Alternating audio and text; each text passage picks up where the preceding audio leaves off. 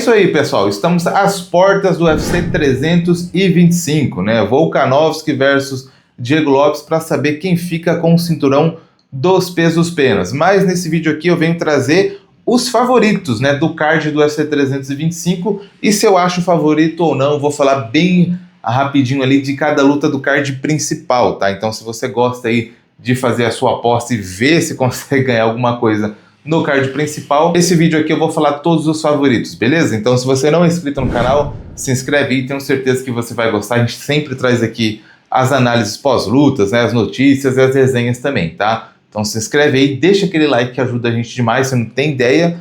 E sem enrolação, bora pro vídeo.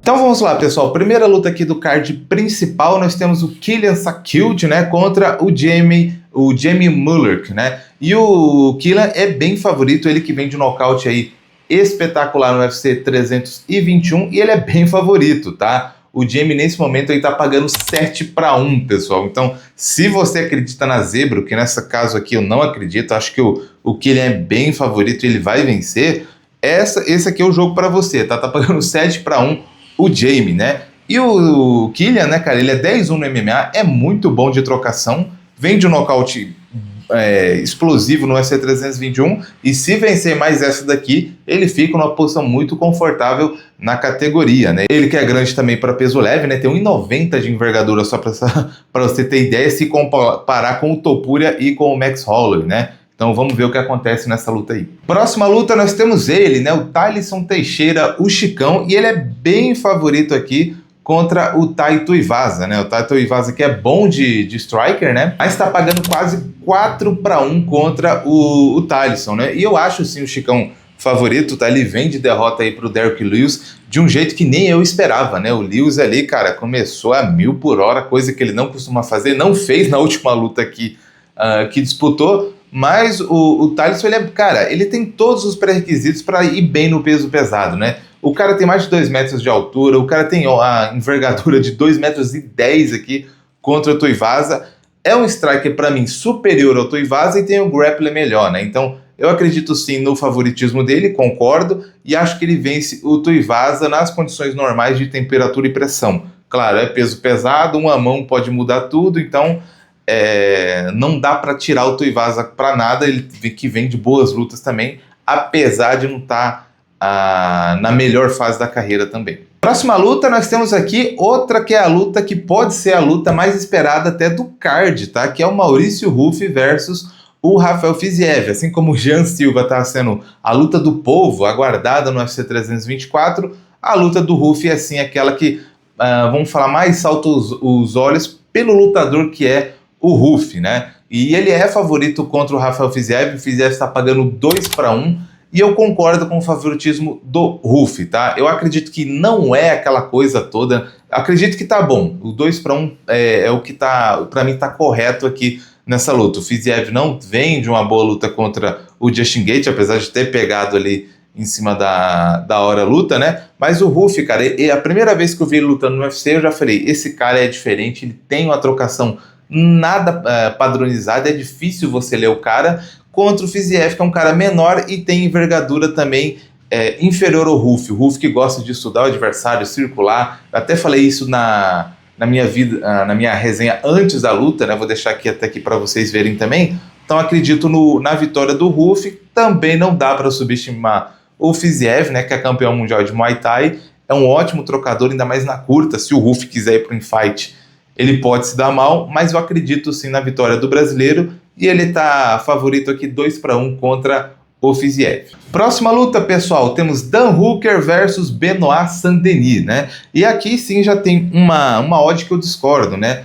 O Saint-Denis é favorito e o Dan Hooker é zebra na proporção de quase 4-1. Ele tá 3,75 neste momento, o Dan Hooker, né? E assim, cara, o Dan Hooker na trocação, ao meu ver, é melhor do que o Saint-Denis, tá? Para mim, ele é um striker bem melhor. A única questão aqui é a luta agarrada, como o Hooker vai se portar com a luta agarrada do francês, que não é nada demais também, tá? É uma boa luta agarrada para o MMA, né? A luta do Ruff, para mim, não sei o que aconteceu ali, ele que tem fama, o Ruff, de ser ter uma ótima defesa de queda. O Dan Hooker já enfrentou o Islam Makhachev, né? Então ele tem ali um camp também, ele fez camps para as caras que tem o wrestling bem melhor do que o Saint-Denis, e em pé ele é melhor, tá? Pela fase eu concordo ali no favoritismo do Saint-Denis, mas eu diria que é igual o Maurício Ruff e o Fiziev, 2-1, nada alarmante fora isso. E agora nós chegamos na luta principal, né, pessoal? Alexander Volkanovski versus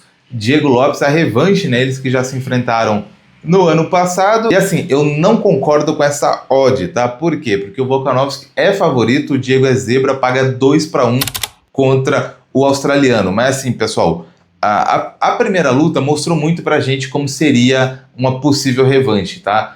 Porque eu não vou falar aqui que o Diego perdeu aquela luta lá por não saber cortar ângulo. Seria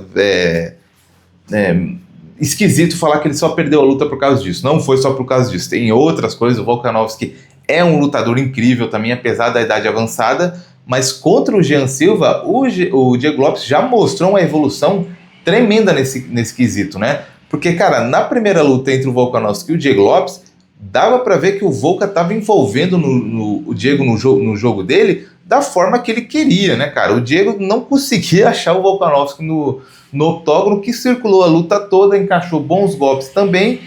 E o Diego, se você reparar, quando ele consegue se aproximar e cortar pelo menos um pouco o ângulo, ele deu knockdown no Volkanovski, tá? O Diego é maior, tem envergadura superior, apesar que não é muita, né? Tem altura a seu favor também, então ele tem ali os requisitos para vencer o campeão dos penas, que eu já disse aqui para vocês, eu considero ele o maior de todos os tempos da categoria pelo conjunto, né? O cara venceu o Aldo, venceu o Max Holloway 3 vezes, venceu o Brian Ortega, zumbi coreano, enfim, Pantera. Então o nível de enfrentamento do Volkanovski foi bem alto, né, cara?